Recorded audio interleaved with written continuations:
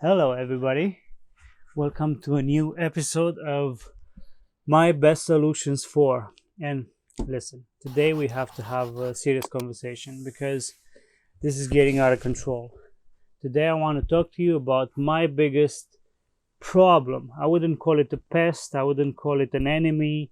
I don't want to demonize nature, but man, when you lose your prized vegetables and crops, it kind of strikes some chords inside of you. So we're going to talk about slugs today without lollygagging.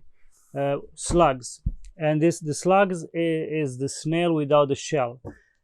Snails are okay, they're not so damaging to the garden, but the slugs, like the weather is changing, and I want to talk about slugs this week because it's been raining a lot, and as soon as the first drop of rain hits the soil, an army of these fucking aliens, they're out there. And though I have a nice ecosystem for them with a lot of greenery, a lot of weeds, a lot of good stuff for them to munch on, they avoid all of that goodness and they go straight away for my fucking tomatoes, for my squash plants, for my cucumbers, which they obliterated. I have no cucumbers left. But we don't need to despair because there are solutions to control them. There's no way to domesticate or to really eliminate the problem of slugs unless you use synthetic chemicals and pesticides and all of that stuff, which I will never do that. I will never poison my food willingly and knowingly. So without further delay, I will give you my best solutions to controlling and dealing with the slugs in your garden, in your farm, in your homestead. And then I will, at the end of the video, I will talk a bit about the stuff that doesn't work. All that bullshit that you keep seeing in videos or articles or blog posts. They tell you, buy this, they use this, do that, and magically the slugs are going to go away. No, it doesn't work. We'll get to that. But let's get to it. First solution that I found out in the 2 years that I've been dealing with the slugs is you need to create some kind of barrier between your plant and them. What I found that works best is use plastic bottles and tall jars. So all I'm doing is basically when I'm planting my seedling and it's still in that 15-20 centimeter stage, was that in inches, 7-10 inches, that's when you want to protect it, especially when you first planted it. It may be a bit struck with some transplant shock, and until it gets its roots all settled down. It also, one of the reasons why in that stage, not just slugs but many other insects and even birds attack your plants, is because they're stressed and they're sick and potentially dying. So they send all of these signals out there, biochemical, electromagnetic. We haven't figured out how plants really communicate apart from biochemicals, but that attracts other animals to eat them and take them out of their misery. So I think that factors in a lot with plants being crops being eaten by slugs. But by adding a barrier, which is just a plastic bottle, you cut the top off just enough for the plant to fit, and you put it upside down, and with the excess dirt that you have or soil that you have from planting it, from transplanting it, you make like a small connection between the plastic and the soil. You try to dig it up as much as possible inside of the soil around the plant, but it's plastic, so it's going to fold and crack, and it's not going to be very stiff, so you can just put it in. That's why I prefer, for smaller plants that are not so tall, jars, tall glass jars, transparent, because the plastic jars, the plastic bottles as well, you want them to be see-through because sun needs to come in so the plants can photosynthesize and establish and grow. The jars are heavy, so as soon as you put it in, just the weight of the jar is going to create that seal, basically. Don't worry, the plants are still going to have oxygen and still going to breathe. Still, I use some of the soil to create that barrier around the lip of the jar at the bottom. that's just an extra step, because slugs don't necessarily come from the side and attack and go up with their slimy bodies, but also they burrow from underground. So not to say that they go half a meter down and then they go up like a mole, but still, if they see the smallest give in the lip of the jar or the plastic bottle, they will squeeze from underneath. So that's why I do that extra mini wall of soil. That's one method that works for me, and especially in the early stages when the plant is small or just transplanted, that's inevitable that slugs are going to come in. So try using that. Again, all of these methods that I'm going to share with you, they worked for me in a place where slugs they're my biggest pest. They're my biggest problem. You know, I have this and that small things like aphids, but it's easier to manage and to control than the slugs, because each slug, female, whatever you call that, lays about 200 eggs per week when they have mates and they're, you know, they're able to multiply. So no matter how many you pick, no matter how many you kill, no matter how many you squish under your foot, there's 200 for each one that you killed. So it's hard if you don't just block them. You just need to block them. Okay, second method, and this is going to sound weird, but it's rabbit manure or rabbit poop pellets. Why am I saying that? Well, I use this as a fertilizer for my garden, and I discovered it just by observing it. I make like this small mounds of rabbit poop at the base, at the root ball of each of my plants, just to give it the fertility that it needs. But I've noticed that even when it rained for like 3 days and I was here desperate to protect the plants, the slugs would just stay on top of that heap of rabbit manure and eat the poop pellets instead of going up the plants. Now, it's not like one of them or two of them are not gonna say, fuck this shit, you guys stay and eat shit, and I'm gonna go and eat the tomato plant up there. No, it will go. But imagine of having just one who goes there upstairs and browses a couple of leaves, and instead of having 15 or 20 that are still there at the bottom eating the rabbit manure and food left over, like grass and hay from what I collect from the rabbits. That seems to be like a decoy or like a sacrifice thing for them.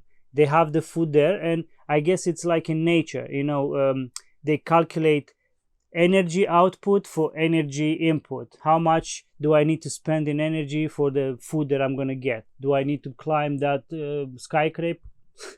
skyscraper of a plant? Because my tomatoes now are like about 1.5 meter. That's 5 feet, maybe, I don't know, 4.5 feet or something like that.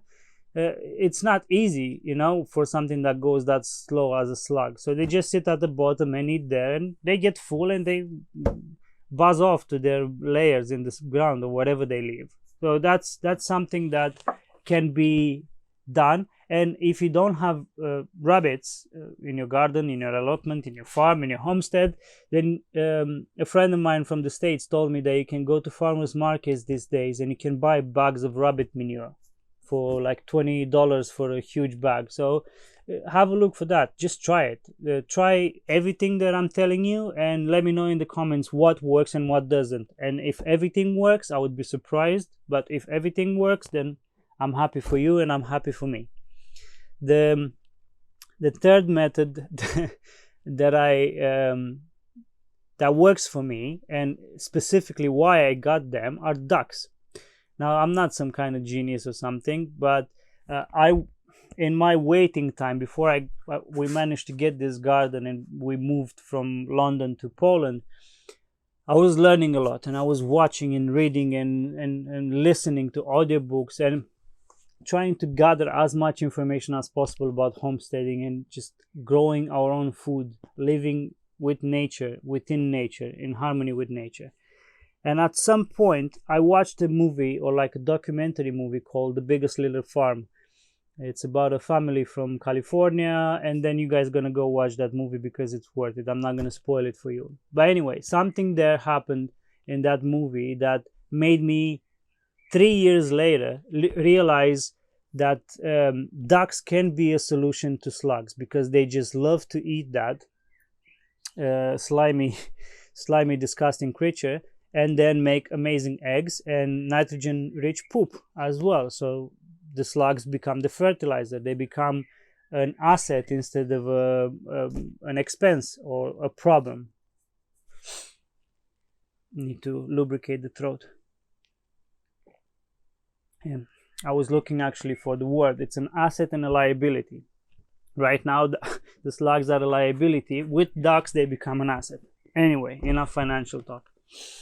So I got ducks. What ducks specifically? I got Muscovy ducks, because where I am here, there's some rules and regulation that I need to respect. Which one is I cannot have animals that are very loud. So I went and I got the mute ducks, the Muscovy ducks. And apart from being quiet and not quacking and making noise, they're amazing foragers. And if I would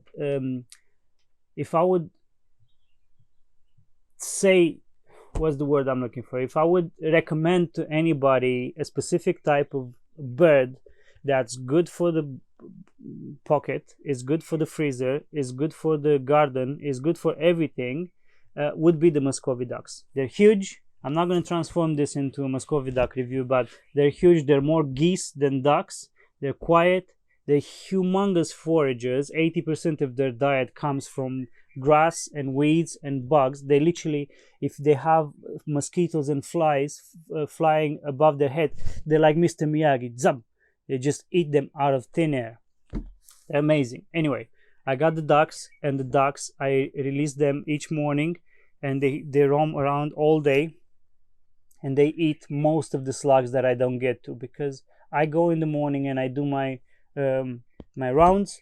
I look around, I do everything that I can. I pick some of them, but the ducks are really effective because they're out there all day. I have other stuff to do. I'm not gonna just babysit each plant every day and just try to keep the slugs away. But the ducks do that. They're my slug police, and I love them. So not to say that Muscovy ducks are the only ones that can do this. If you have no noise limitations or restrictions in your area, get any type of ducks. Ducks love slugs more than chickens, more than anything. Maybe geese as well. I don't know, so I'm not gonna say anything about geese because I don't have any experience with them. But ducks, that's my third solution for dealing with the slug issue. My fourth solution is just basic picking them. After a rain, after a storm, and especially in the morning, because they're night animals, the slugs hunt and eat and digest your plants in the night especially. So unless you want to stay there in the night with the flashlight on your head and picking them, as early in the morning as possible when the dew is still on and the leaves are wet, you go out and you pick them. And that's what I still do, even with the ducks, even with the jars, even with the other methods that I'm going to share with you. I still do my morning run. And compared to last year, without all of these solutions, the numbers are significantly low. Now, are they the same amount? Probably even more than last year. But because I've implemented all of these points, my time investment and my crops survivability is much higher. My time investment is lower, my crop survivability is higher because of this. So I just take a jar, I fill it up half with water, and I use a glove always because I'm not grossed out by the slugs. But the problem is when you pick them, they secrete this survival jelly glue gunk on them, and you can it doesn't hurt you or anything. Don't eat it, don't eat it. But you pick them and you put them, and over time that slime, it sticks to your hand or to your skin so badly that you need to scrub for like 15 minutes with sand and shit. It's like, I don't know, I would compare it to tar. If you ever had your hands into like raw petroleum, it's that nasty and it doesn't go out. And it stinks as well. It kind of stinks, not in a good stink. So yeah, just wear a glove, pick them up. And if you don't have ducks, what you can do is transform them into fertilizer. It's a bit cruel, I'm not gonna lie, but you just put the lid on that jar and you leave it for 2 days and they just suffocate, and then you have slug soup, and you can use that as fertilizer. You put it on a compost heap, or you put them on the base of the plants that they wanted to eat, and they're going to decompose and they're going to become part of the nutrient base for the plants, and that's it. So that's a fourth solution. A fifth one that I use in combination with all the previous ones is planks. I just take any average planks that you have, small, big, long, medium, doesn't matter, and put them in the pathways in between your growing beds or your garden in general, whatever you have things, prized crops growing that you want to protect. Why planks? Because, for example, if you're like me, you're gonna cut the grass where it gets too tall, and I feed the grass to the bunnies. But regardless, they either hide in tall grass, or they hide under flat, solid things that keep moisture underneath. So in between the flat, solid thing and the soil, there's moisture, and they can live and gather over there. They like to stay moist. They don't like full sun because, you know, they're slimy creatures, so they're gonna dry up and die. Stones, stumps, anything that is going to be in close proximity to the soil is going to work. But I use planks because I can put them nicely in between the beds, in the pathways where it's mulched, and they just gather underneath them. So when I go for my morning walkarounds and I pick them, I just flip those planks and I find them, and it makes it so much easier, because after the nighttime, when they're very active in the garden and eating and whatever, procreating, whatever they do, they just go and sleep or hibernate in the closest, moistest, safest place that they can find. And those plants can give them that free hostel feeling, you know, come and sleep here because you're going to be okay. And then the next morning you just pick them up. So that's another method that works for me, and you combine it with the previous ones. Now, another way of ensuring a harvest with heavy pressure from the slugs is to just plant more than you think you're going to need. Now, even if I'm growing all of these tomatoes and, you know, many other things in the greenhouse, that doesn't mean they're safe from the slugs. I come every single day and I pick slugs from here as well. And even in the early months, when the doors weren't open because of the heat was so big, was so hot, they were still creep in somehow. They find their own ways. They're slimy bastards. So what I'm saying is that even if I already have, let's say, 50 meters, or maybe even more with the greenhouse, around 60 linear meters of tomatoes growing in the garden, I still always plant more than what I need. And especially with tomatoes, for example, all of these tomatoes, they're what do you call them, suckers. So I let the suckers, this is a sucker for example, I let the suckers get big enough, and then I just pluck it, I put them into water and they root up, and then I just transplant them. But there's peppers as well here, and there's aubergine. So I just planted a couple of peppers, but basically this whole row, this whole bed of space was full of peppers and tomatoes and eggplants.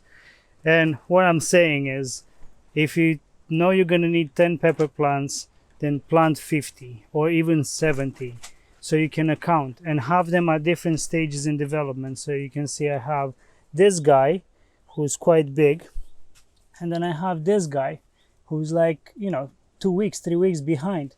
I have them stacked in such a way that I always have backups. Okay, but what are you gonna do with green tomatoes and green peppers? Because let's be honest, give me a small, so let's say even this tomato that's quite biggish, it's still not gonna end up getting fruit to, like this black truffle is already bearing tomatoes. Look at them. This at best is gonna give me green tomatoes, yeah? Well, once you abandon the idea of just the main harvest, the plump, ripe fruits and vegetables, Then you can go into green tomatoes. What can I do with green tomatoes? What can I do with green peppers? How may I use them at every stage of development? Because every plant has uses, has benefits at every stage of development when you grow it yourself. It's one thing when you buy plastic tomatoes that have been picked green like this from the nurseries, and then transport it in special trucks under ethylene gas to gas them basically from this to become red or yellow, they're natural, just to force them to ripe just in color but not in flavor and benefits. I can take green tomatoes at the end of the season after I harvested my main crops and just make salsa, and my wife makes really delicious sweet and sour relish from green tomatoes. There's so many things that you can do, and just prepare yourself to have multiple generations of the same plants that you love the most in the same year to combat the pressure of the slugs. You know, if the slugs are going to eat 20, you're still going to have 30 plants. If the slugs are going to eat 50 and you planted 70, you still have 20 plants. 20 pepper plants or 20 tomato plants are still going to give you a huge variety and diversity. And look at this. You see this slime? This is like the calling card. Slug was here. This dry slime. They came, they did some damage, and they went off. Doesn't matter. I have black truffles planted in 4 different places. And if this one, for some reason, gets too damaged, I have 3 other possibilities. I don't want to make this too long because you guys are smart, you understand the idea. But this is I think this is my number one adaptation, or like adaptability mechanism that I came to the conclusion of after losing all of my crops last year to the slugs. Just plant more, because last year I planted just enough, not accounting for the sacrifice that I need to pay, or the toll that I need to pay to the gods of the garden, the slug gods. They need their sacrifice, and your plants are on the menu. So make sure you have more than what the gods need as sacrifice. And as I said, look at all these suckers. This is just tomato only, and just a quick close look. Look at them. Small, medium, big. They all have roots already. This is a week. I plucked them last week, and look at this beautiful root systems in just a week. And the only reason why I'm not transplanting them today into soil is because it's very windy, and the jars keep getting, toppled. I love this plant so much. Look at this, 1 week, and as you can see, some of them survive and get the roots, some of them don't, and they just rot, and that's fine, because only in these jars here I have 5, 6, 7 jars. I got maybe around 70 plants. Out of 70, let's say 40 are going to be viable, but they're already flowering. So look, one of them has already tomatoes. So out of 40 viable plants, let's say 20 are going to get to maturity. I'm getting from something that people throw away, from suckers, from the most demonized aspect of tomatoes.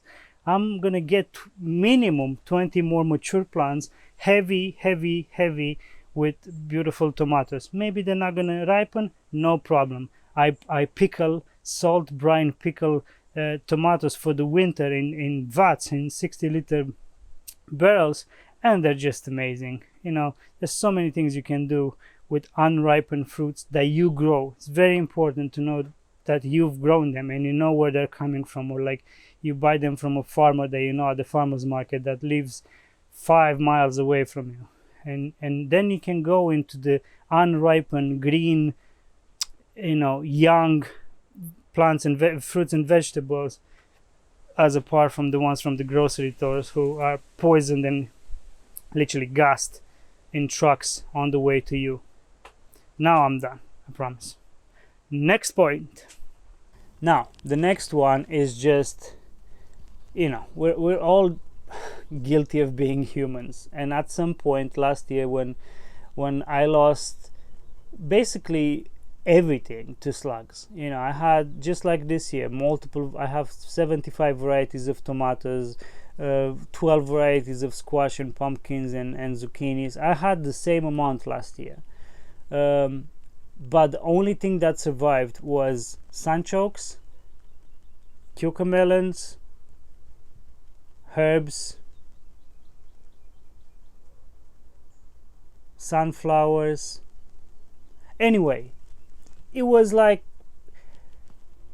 15% of everything that I've planted. They ate my freaking potatoes. They digested everything, and I understand that's their role in nature. They take biomass and they digest it and return it to the cycle of nutrients.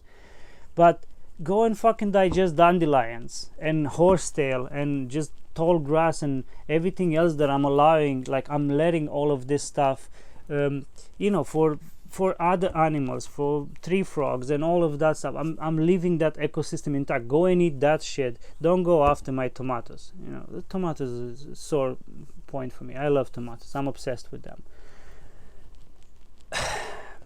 So, as I said, at some point you're just human and you're gonna murder them. So that's an option. That's a solution. You can go on a rampage, and this is my weapon of choice. You know, like you go to somebody's house and they show you their rifles and their shotguns that they hunt the elk and they eat the heart of the elk. This is my weapon of choice. It's a tool that I use to poke or to pick dandelions with the roots. He goes in and he cuts the root at the bottom, because my bunnies love dandelions, but they love even more the dandelion root because they're smarter than us. Dandelion root is a powerful anti-carcinogen and many other things, but because it has this V-shaped here and it's really sharp, I just go and I just cut them in 2, 3, 5, 7 pieces depending on how big they are, and I blow some steam, and that's a thing. That's a solution. You know, it's good for the mind, it's good for the body. You release all that anger and that pressure instead of going home and, I don't know, drinking, smoking, taking drugs, beating your wife, you name it. All those negative, what would you call them, outlets, venting opportunities. You take it out on them. I'm not saying that it's good. I'm not proud of it, but hey, when they destroy your hard work that you've been trying to provide for your family and feed them and get ready for winter, there's so much that one can take, you know. So get one of these or whatever you want. I use sticks, I use whatever is available. You know, I don't always have this with me and I go in and yeah, I'm gonna kill 15,000 today because genocide. No, but yeah, this is a viable option. Just going all murder on their asses and getting rid of some of them like that. When you kill them, there's another thing that I've observed.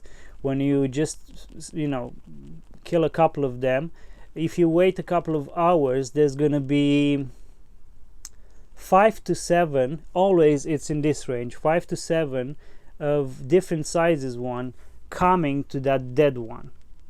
Now, they don't come to mourn it, because initially I was like, oh, maybe it's the family. What the fuck am I doing? I'm killing ecosystem. I'm part of the problem. No, they're coming and they're eating the dead fucker.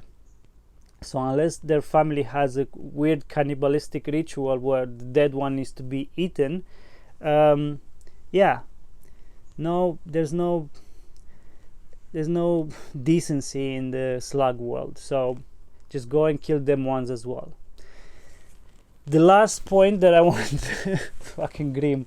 I know I don't want to end on that gruesome fact and solution, but that's a viable solution. The one that I do want to end on, and the one that I've been trying to do for the last 2 years, is try to create an ecosystem in your garden that's gonna attract the natural predators of the problem that you have. For me, it's slugs. So I looked into it. What would be the natural predators of a slug? One, it's birds. So just from last year to this year, I've taken all of these regenerative steps, permaculture steps, to transform my garden into an ecosystem that would invite those birds that would feed on the slugs. And they do come, especially there's I don't know the scientific name, but it's called a basic blackbird. Those birds were never present last year. This year they're here, and I've seen them eating slugs. Then there's the European sterling as well. I see it almost every day. What they do is they find a slug and they go next to a surface that's solid, because I told you that they secrete this this slime that it's going to choke a smaller animal and they cannot eat it. What these smart birds do, they just pick them by the tail or by the end of it, and they just smash it on the stone or on the plank, and they smash that slug. I didn't count, but 15, 20, 30 times until the slug is dead and doesn't secrete that slime anymore, and then they eat it.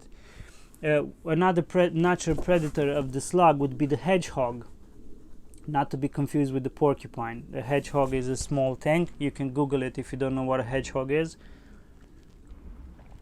They're beautiful creatures, cute, and unfortunately too many of them die each year crossing highways and streets and getting squashed by cars. But try to get hedgehogs into your garden. They eat I mean, it's a staple of their diet, so they would eat a lot of your slugs.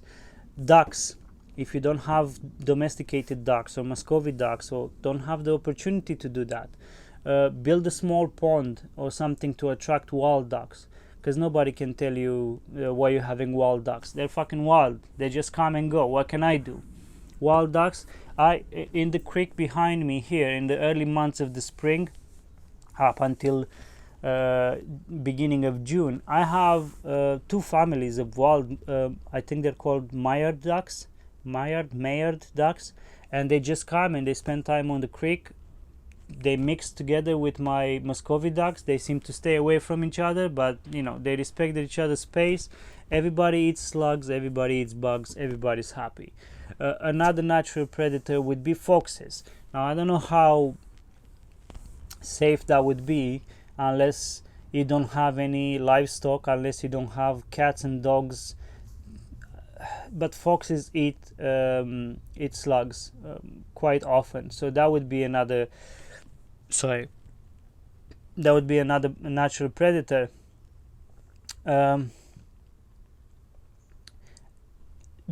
This works in my area, this works in my environment, and that's what I'm trying to do. This last point is create an ecosystem, get in as many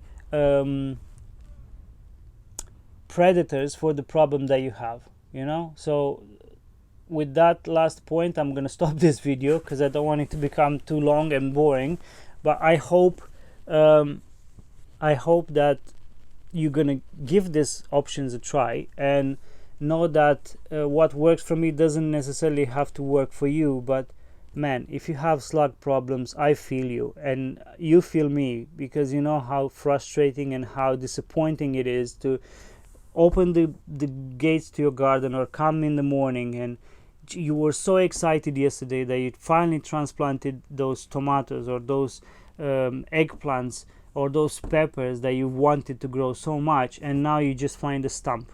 You find just about this much left from the beautiful 30 centimeter plant that you transplanted yesterday, and they're destructive. That's what pisses me off. Okay, you go and you eat the whole plant, no problem, but they're just like fucking humans. They go at the base of the plant and they chop it with their fucking mouths. They have 3-5 bites and they just kill that plant, and the pepper plant falls and you still have the entire plant minus a couple of bites here at the bottom, but that destroyed it because it cannot feed the plant anymore and it's done. And maybe you started those seeds in February and you waited for 2 fucking months or 3 months to plant them outside and have peppers. So give them a try, and I really hope that they're gonna work for you as well as they work for me. None of them are bulletproof, none of them solve the problem 100%, but trust me, from 1 year of massive failure because of slugs to the second year of insane amount of abundance just because of these methods, I think they're worth trying.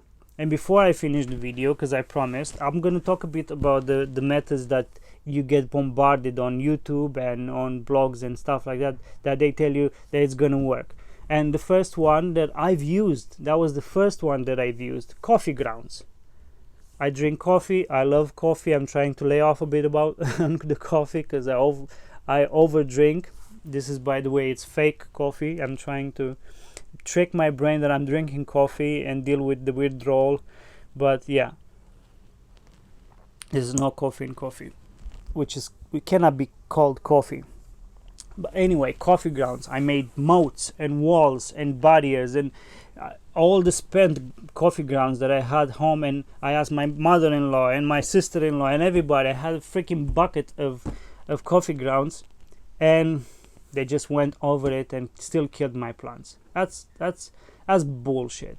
I don't know what kind of coffee grounds these people are using. Maybe it's like poisonous coffee grounds or whatever, but that never worked on me.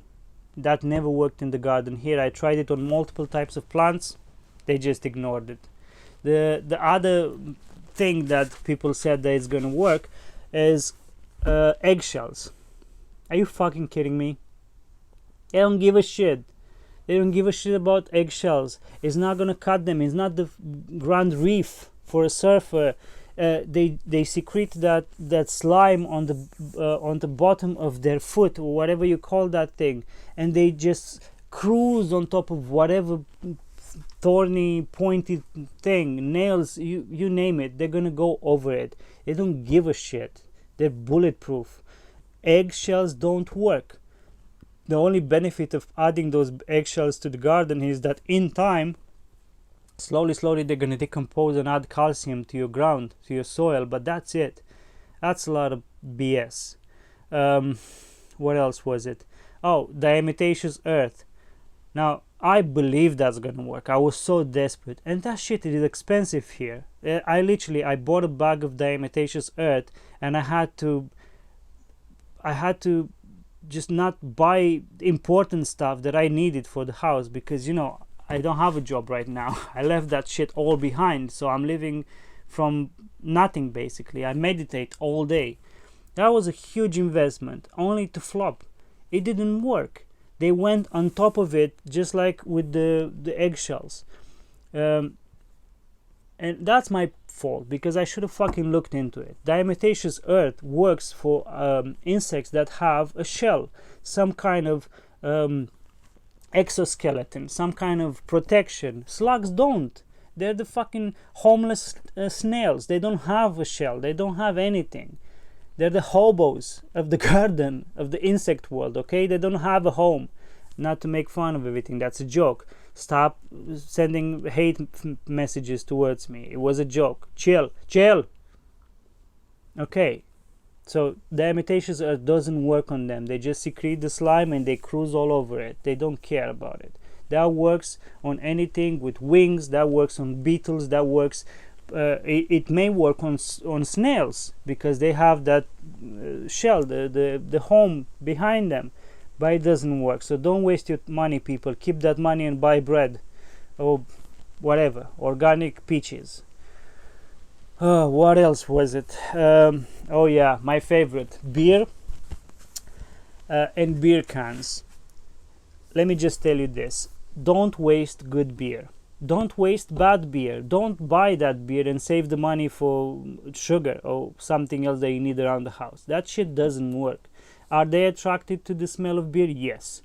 Will they go inside of the beer and drown and die? No, they're not stupid. Whoever done those videos, either they have the most stupid idiot slugs on the planet that are suicidal and they want to go and die, and they said, YOLO, I'm gonna die in a sea of beer, or they're just killing those slugs like I did. You keep them in the jar for 2 days and they just put it in the freaking beer and they're lying to you. That doesn't work. They're gonna go in, drink as much beer as they can, and then slime out and fuck off. And that's a waste of beer. Don't waste beer.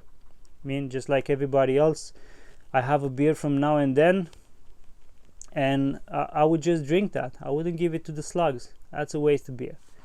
Oh yeah, the next one. That's a really fucking stupid one. Salt. Are you fucking kidding me?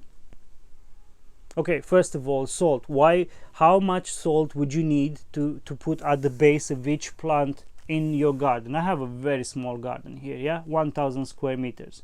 That's what? That's a fifth of an acre. I don't know exactly. So whoever's smart in changing from imperial to metric, please put it in the comments. What's 1,000 square meters in acres? But first of all, you would need what? A fucking metric ton of salt. Second of all, what does salt do to soil and plants? Exactly. It fucking kills everything. Why would you say to put salt in the garden? Because you never garden in your fucking life. You never grew anything in a patch of soil. Just because you have a pothos in a pot in your house that doesn't die, it's a fucking immortal plant that you cannot water it for 3 months and not feed it anything for 3 years and it's still gonna grow and survive, doesn't mean that you're a gardener. That's just fucking stupid, and that pisses me the fuck off.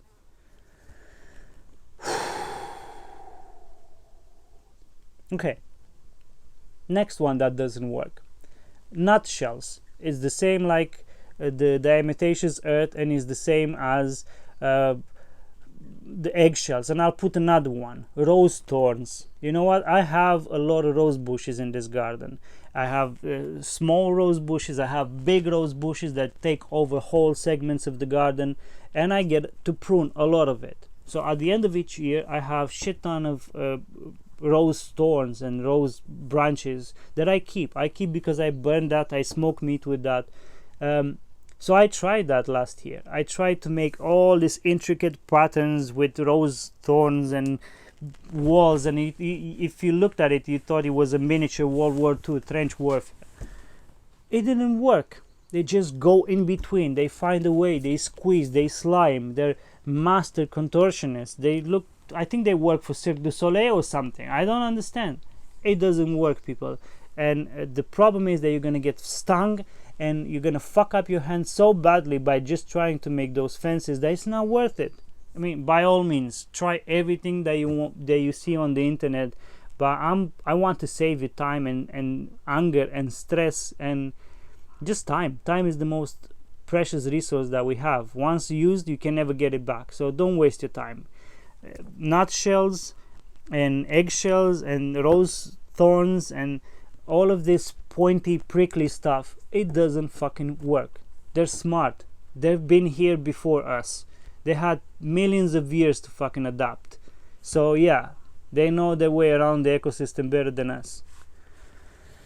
Oh, next one, my favorite, paprika and chili flakes. You know what's that gonna do? Just spice up their life. They're just gonna have more spices to eat your tomatoes with. They don't care about that shit. Actually, there's a very good video on the internet, and if I remember the link, I'll put it in the description. There's this guy who does a time lapse with exactly this. It has a wall made out of paprika, a wall made out of coffee grounds, a wall made out of eggshells, and a wall made out of baking soda or something like that, or salt. I think it's salt. Slugs get out of all of them. They don't give a shit about any of these barriers that we want to put for them. So this stuff doesn't work. Yeah, when probably initially that salt is gonna hurt them or that paprika is gonna hurt them, but when they're desperate enough, they will get out of it, even if they have to suffer a bit, because they're gonna create more of that slime and leave the damaged, tainted slime behind them. In seconds, they're gonna be cured and free. And it's the same like you and me. When you're hungry, when you're really fucking hungry, are you not gonna jump a fence that's 10 meters tall?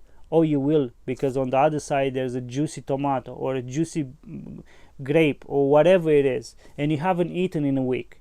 So, you know, fuck all of that intermittent fasting. You're starving. You're gonna die if you don't eat. It's the same for them. Also, it's a fucking waste. Paprika and chili flakes, are you kidding me? They're fucking expensive.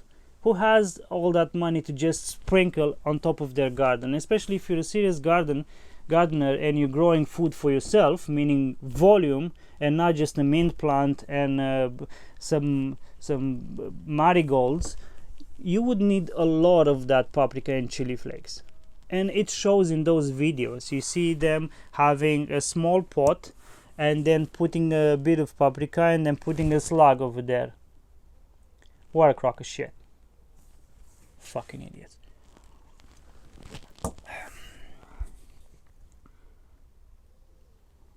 I'm thinking, what else was were they trying to sell us? What crap they were trying to sell us? Oh yeah, wheat bran. Now, wheat bran can be interpreted like the bunny poo. Oh, that's a source of food for them. Well, they don't fucking like wheat bran because that's not what they eat in nature. You don't find wheat bran in nature. Nobody finds wheat bran in nature. It's a byproduct of the milling process of wheat. So if anything, they would find the wheat plant and eat the stems and the leaves, but not the seeds, because they don't really digest that shit. They're interested into wet green biomass. That doesn't work. I have a 200-liter barrel full of wheat bran for my animals. I make like some, cakes for them because I love them. So why not? And I use that shit. It doesn't work. It's a waste of wheat bran. So don't waste your wheat bran. Another one was wool. If you have a wool sweater or just a sheepskin laying around, because everybody has that shit laying around, you can use it as a barrier. It doesn't work. It becomes a hotel for them. It's the same thing as the planks. It's gonna be the thing that gets even worse. It gets soaked with water and it keeps them moist for months to come. If anything, it's a good mulch, but it's gonna be a safe haven for slugs to just come in and out of your garden whenever they need to. If you leave that wool there and you lift it after a week, you'll find 100 of them over there just partying. Is like a resort for them. And man, there's many other ones. I mean, there was grapefruit and lemons and just people. I think they're dreaming about shit in the night, and the next day, that seemed like reality. Let me fucking make a video about it. Or they're just making videos for the sake of making videos, and it sounds crazy enough that 1 million people are gonna watch it, so I'm gonna make some money. Hopefully I'm saving you some time here, and just feel free to try them. Maybe in a weird way they're gonna do some positive, they're gonna work in a positive way for you, but it didn't work for me. So you let me know in the comments if it did work for you. What I didn't try is the copper strip or band, and the reason why I didn't try that is because it was just way out of my budget. And think about it, how much that copper band I would need to safeguard all of my garden. So unless somebody has a shit ton of that and wants to send it to me for free, I have a PO box in the description of each video, and I can try it and speak about it after that. I haven't tried that, but if anything, I have seen credible reviews and videos about it. But even there's conflicting information. Some people say yes, some people say no, some people say it needs to be of a specific thickness.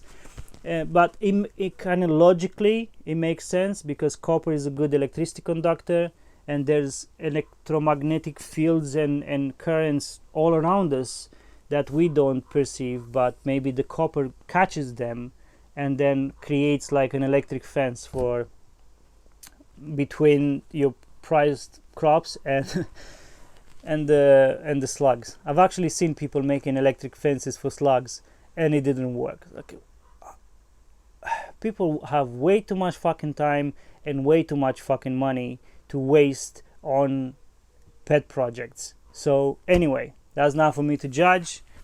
I wish them all the best. I wish them to get even more money and make electric fences for, I don't know, for fruit flies or whatever they fucking want to. That being said, I'm done. I promise this is it. Thank you very much for watching. I hope this video was useful for you, and I hope you're gonna try them. I hope you're gonna give them a chance, and and just let me know. Just try them for a couple of months. I mean, in many places it's the raining season now, and slugs are the biggest problem. Take this, how many, 6, 7 solutions that work for me, and try all of them. Try one of them, see if it works, and trust me, it's the compounding interest phenomenon. You implement one, you implement second one, third one, fifth one, seventh one, and then by next year, by the next season, you're going to see a huge pressure reduction in the slug infestation. They're the same amount, probably even more, but because you have all of the safeguards in place, you get your plant to a specific height with the jugs, with the jars and the thingies. Then you get the ducks to eat the biggest ones that can reproduce, you know, and you pick them as well. You murder some as well, because it is what it is. You're human, and you're gonna lose your shit when you see that maybe your family is gonna suffer from hunger because these motherfuckers are eating your crops.